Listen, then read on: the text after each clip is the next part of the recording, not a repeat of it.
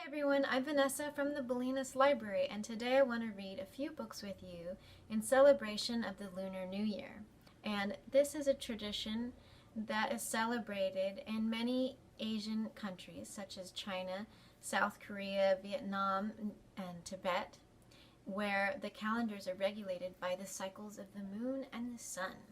And I now want to have Alana, my good friend, talk to you a little bit more about the Lunar New Year, and she's going to read a book for you. So thank you so much, Alana, and let's hear from you. Hi, I'm Alana, and I am here to talk a little bit about Chinese New Year. So my family is Chinese American, meaning my grandparents on my mom's side came to this country from China. And they raised my mom and all her siblings here in California. So Chinese New Year is different from the New Year that we celebrate at the end of December because it's based on the lunar calendar. And maybe you know what lunar is about, but the Lunar New Year is based on the phases of the moon. It's celebrated actually for over the course of 2 weeks about. It starts on the new moon, and then it goes all the way until the full moon. And there are lots of celebrations to do during that time. Some of those celebrations they're really special. It's really cool. In my family, we have a big Chinese banquet, and we share a lot of food together.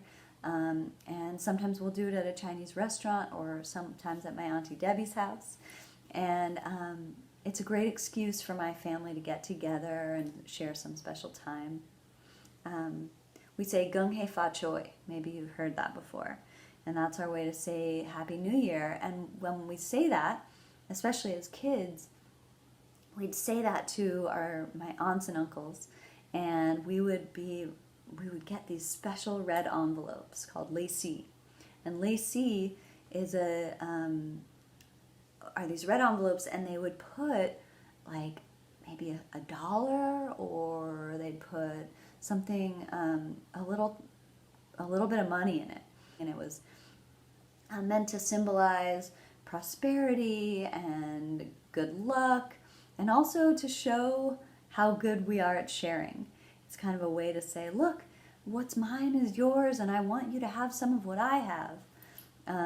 And so that's something that was always really special to me when I was a kid, and that I am lucky to be able to share with my kids. Have you ever seen a lion dance or a dragon dance, or been to a Chinese New Year parade?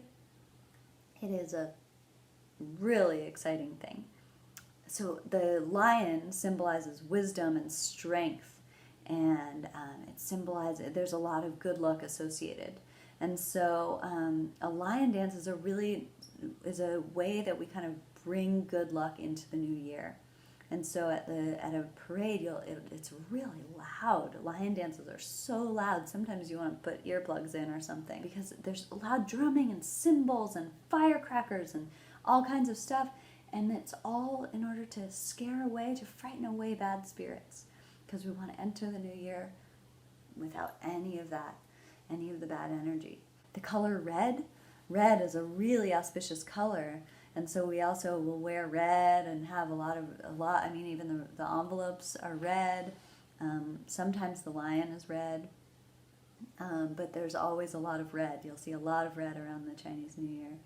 It's also common to bring mandarin oranges or satsuma oranges into the home for decoration, and also as a symbol of prosperity and good luck.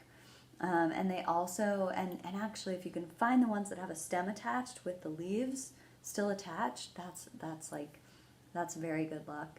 And so we bring those into the home, and we enjoy them, the sweet taste of them. And they also make a really nice gift if you want to give someone something special. Well, I wanted to share a book with you. So this book is all about the animals in the zodiac, the Chinese zodiac, going for a great adventure.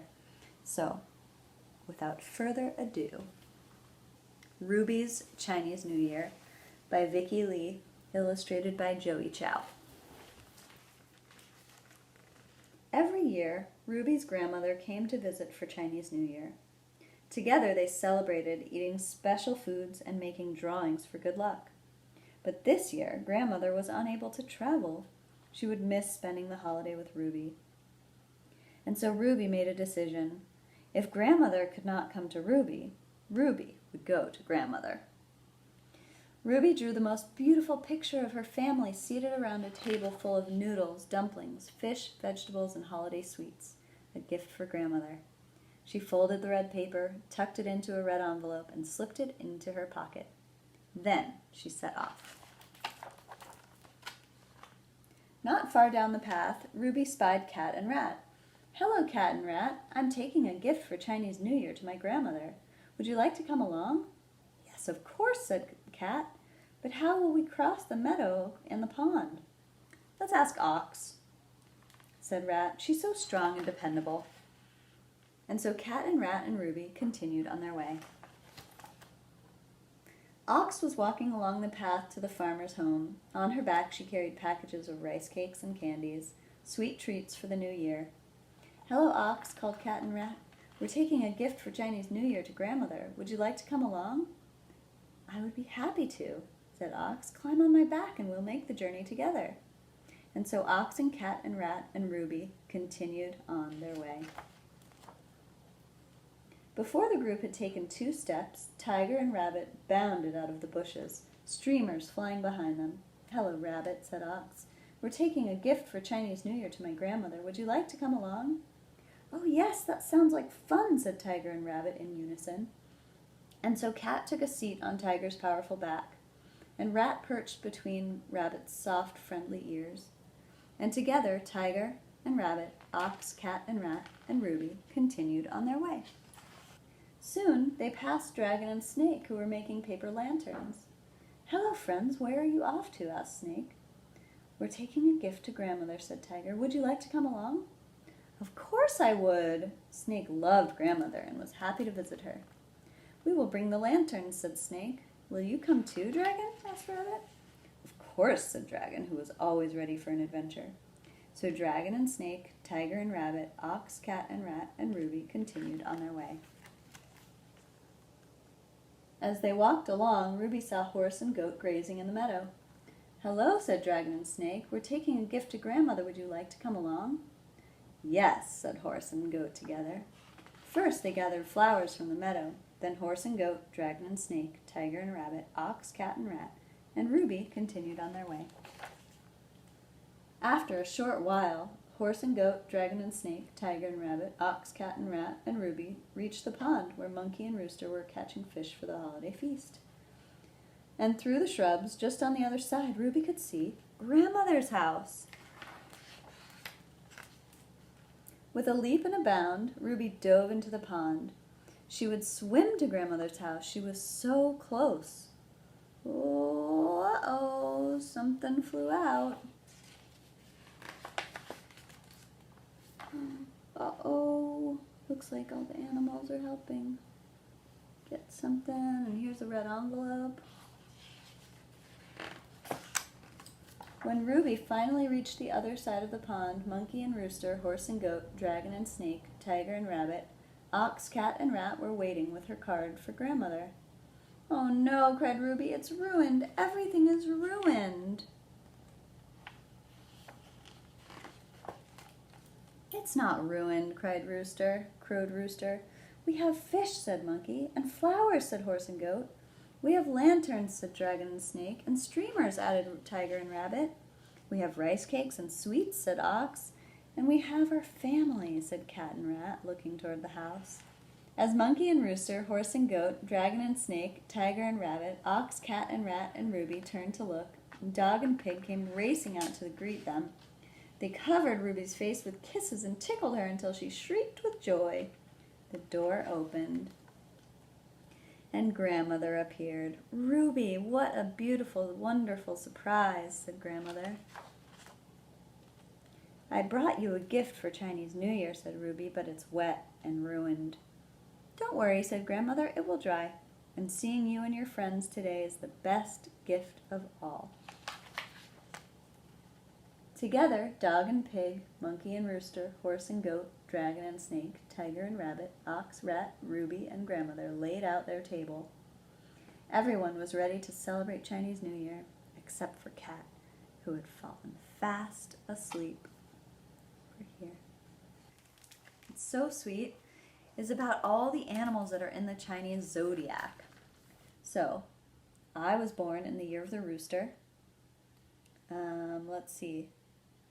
This that we're going into is going to be the year of the ox.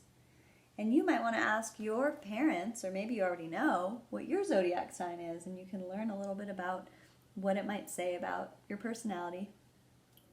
Thank you so much, Alana, for sharing with us. And now we're going to read another book called A New Year's Reunion by Yu Li-Qiong, illustrated by Zhu Chengling, and with permission from Candlewick Press.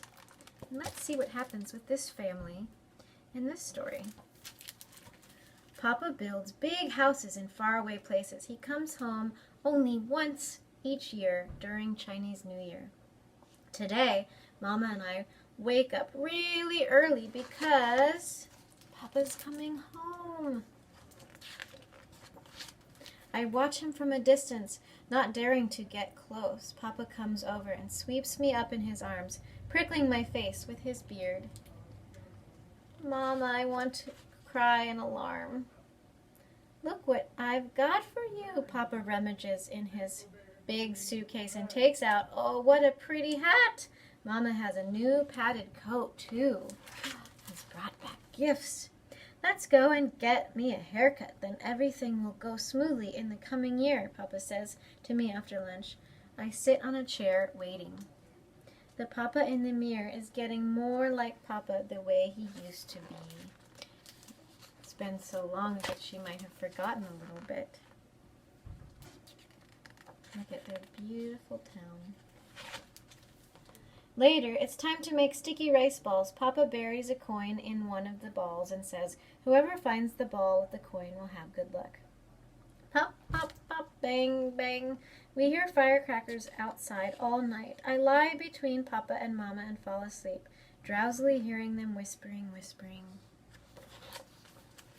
Early the next morning, Mama serves up piping hot sticky rice balls. And Papa feeds them to me with a spoon. Suddenly, I bite on something hard. The fortune coin! It's the fortune coin! I shout, good for you, Mau Mau! Quick, put it away in your pocket so the good luck won't escape. Papa is more excited than I am. Mama helps me into a brand new jacket. We're going New Year visiting. On the way, I meet my friend Dachshund. Mau Mau, where are you going? I'm out for New Year visits with my Papa. Me too. Look, I got this big red envelope. How about this? I take the coin out of my pocket. I have a fortune coin. My Papa buried it in a sticky rice ball, and I found it. On the second day of New Year's, the sky is gloomy, and it looks as if it's going to snow. Papa gets busy fixing the windows, painting the door, and changing the light bulbs, and the whole house brightens up. Come on, let's fix the roof, Papa says with a wink. Excellent, Mama never allows me up there alone. Hey, I can see Dachshund's roof. Listen, what's the sound over there, I say. Oh, it's the dragon dance on Main Street, Papa says. Straightens up and looks into the distance. Where is it? Where is it? I stand on tiptoe, stretching up as far as I can. Papa puts me on his shoulders. Now, can you see it? He asks. Yes, I can. They're coming. And look at the parade is coming. Wow, a dragon. On the third day of New Year's, it snows really hard. When it finally stops, Dachshund and the other children come and get me to play. We build a huge snowman in the courtyard and have a snowball fight. I don't go home until it's getting dark. I feel inside my pocket and I can't find the coin. Uh-oh, my fortune coin is gone. I rush out to the courtyard, but it's all covered in snow. Where is my fortune coin? Don't cry, sweetie. I'll give you another one. Look, it's exactly the same. Papa scoops another one out of his pocket. I don't want that one. I want the other one. I bawl. In the evening, I creep into bed, miserable. But as I take off my jacket, clink, something falls to the floor. It's the coin, my fortune coin. Papa, come quick. Come and see. I haven't lost the fortune fortune coin. It's been with me all this time. That night I sleep very soundly. When I get up in the next morning, I see Mama helping Papa pack. He is leaving today. Soon Papa's packing is done. He crouches down and gives me a big hug, whispering in my ear, "Next time I'm back, I'll bring you a doll, okay?" "No, Papa," I shake my head hard. "I want you to give you something." I put the coin, all warm from being held in my hand for so long, in Papa's palm and say, "Here, take this. Next time you're back, we can bury it in the sticky rice ball again." Papa is very quiet. He nods and hugs me tight. The end. Do you have anyone in your family that has to leave for long periods of time, but then always comes back? Maybe you do, or maybe you don't. Also, do you have any good luck superstitions in your family that you practice? For the Lunar New Year, there's lots of taboos and superstitions to attract good luck, fortune, happiness, and health. Or so I've been told.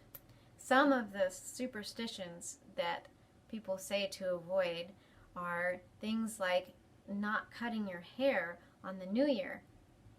And some say to not even go near scissors. And others say don't do laundry on the first or second day of the New Year. Avoid washing your hair too, because you don't want to wash away the good fortune. Things that you do want to do and to attract good luck could be wearing red or celebrating with your family to bring good fortune. For those of you who celebrated the Lunar New Year this year, how did you celebrate differently this year because of COVID? It's hard when we can't see our friends and our families and we can't travel, but it's still important to find ways to celebrate our rituals and traditions and our loved ones. So what are some other ways in which you celebrated this year? Well, thank you so much for joining today's story time. I hope that you can find books like these and many more to check out at your local library. And until next time, I'll see you later. Bye.